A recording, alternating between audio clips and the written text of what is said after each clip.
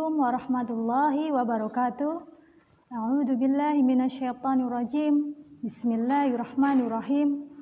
Alhamdulillahirabbil alamin. Assalatu wassalamu ala asrofil anbiya'i wal mursalin wa ala alihi wa ashabihi ajma'in. Amma ba'du. Anak-anakku peserta didik MI Muhammadiyah Karangtengah kelas 1 sampai dengan kelas 6 yang soleh dan solehah. Pertama-tama marilah kita panjatkan puji syukur kehadirat Allah Subhanahu wa Ta'ala yang telah memberikan rahmat, hidayahnya dan inayahnya kepada kita semua, sehingga pada kesempatan hari ini kita masih bisa menjalankan ibadah puasa dengan lancar dan kita bisa mengikuti pesantren Ramadan meskipun dalam keadaan virtual seperti ini, yaitu pesantren Ramadan yang kelima. Salawat serta salam semoga tetap tercurahkan kepada junjungan kita Nabi Agung Muhammad Sallallahu Alaihi Wasallam, kepada keluarganya, sahabat-sahabatnya, dan umat Islam yang selalu menantikan syafaatnya di yaumul kiamah nanti. Amin.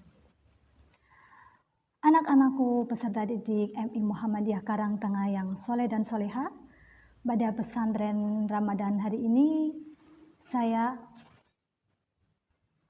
anak-anakku peserta didik MI Muhammadiyah Karangtengah yang soleh dan solehah, pada kesempatan hari ini pada pesantren Ramadan yang kelima ini kami akan menyampaikan sebuah kisah teladan dari Uwais Al-Qarni.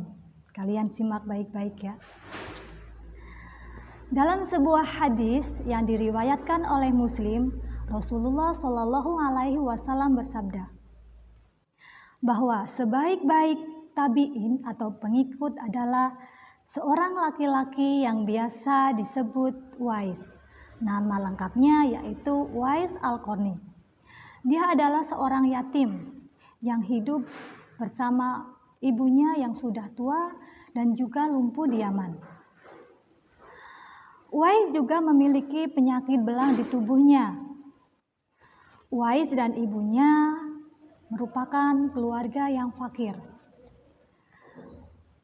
Rasulullah Shallallahu Alaihi Wasallam sempat berpesan kepada Umar bin Khattab dan juga Ali bin Abi Thalib, carilah ia, yaitu Uwais Al-Qarni, dan mintalah kepadanya agar memohonkan ampun untuk kalian.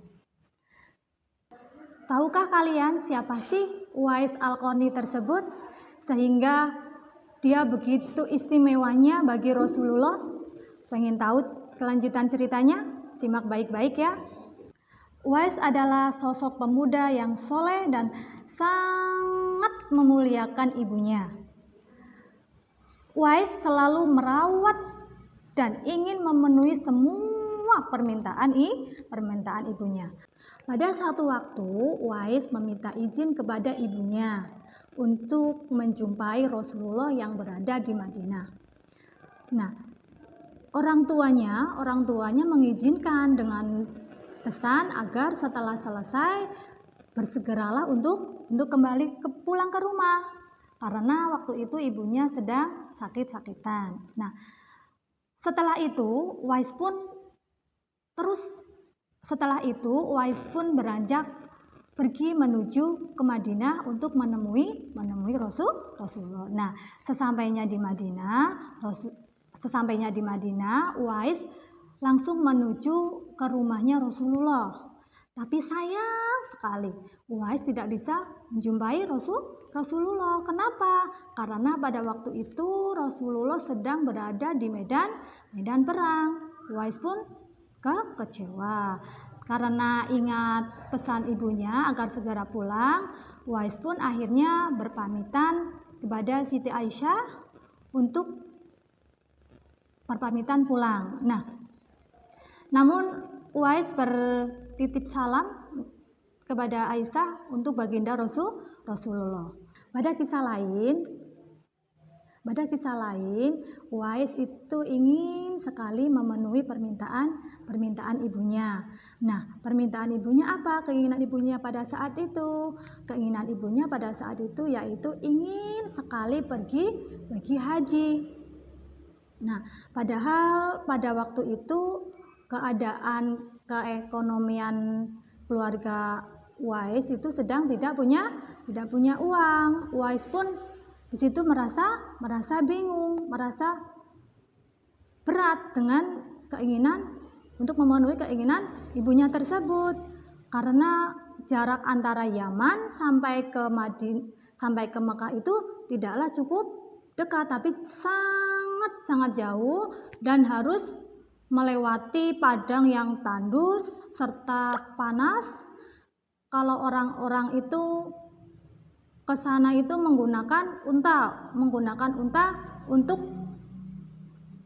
membawa perbekalannya. Namun itu kan Uwais tidak punya apa-apa, bahkan unta tidak punya apa-apa, sehingga kalau ke sana ya jalan kaki dan harus menggendong ibunya yang sudah tua dan juga lumpuh. Padahal jarak antara Yaman ke Mekah itu sekitar dari sini sampai Jakarta. Coba dibayangkan, jarak sejauh itu harus menggendong ibunya dan jalan kaki dalam keadaan panas, padang pasir yang panas ya, tandus.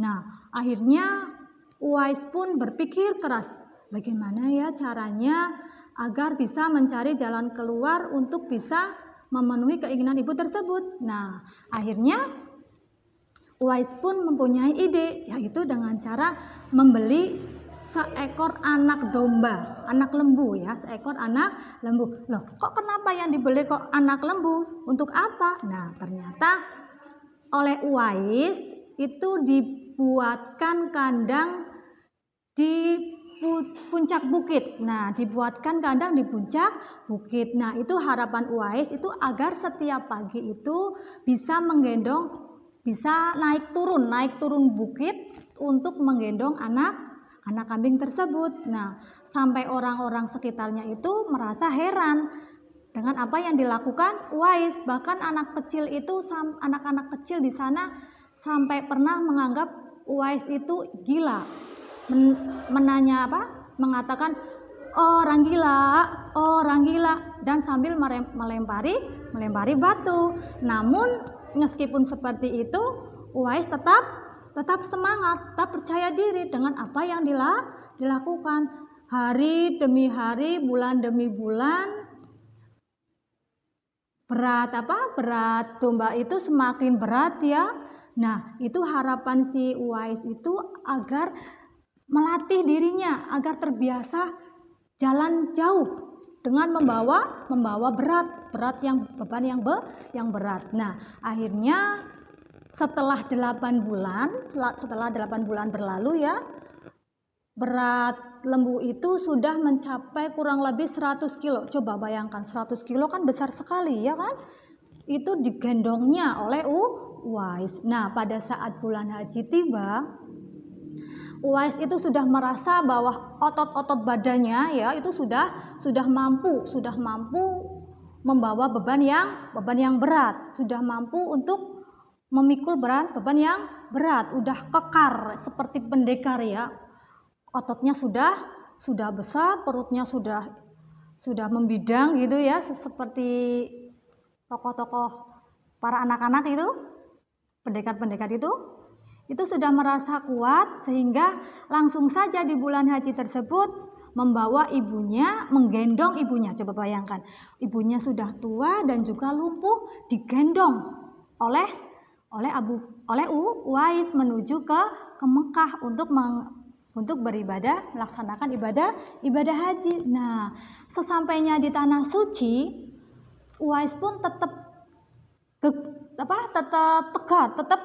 tegap untuk masih tetap kuat untuk menggendong ibunya tersebut untuk melakukan melakukan serangkaian ibadah haji, wukuf, tawaf, sa'i mengelilingi Ka'bah. Karena ibunya lumpuh, akhirnya kan selalu digendong oleh Uwais. Nah, di depan Ka'bah ibunya itu berdoa, ibunya itu meneteskan air mata bahagia ya, air mata bahagia.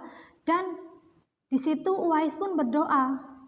Doanya Uwais, ya Allah, ampunilah dosa ibuku. Nah, mendengar mendengar doa anaknya, ibunya heran kepada Uwais. Bagaimana dengan dosamu? Kenapa kok kamu berdoa untuk dosa ibumu, sedangkan kamu tidak berdoa untuk dosamu? Kemudian Uwais pun menjawab,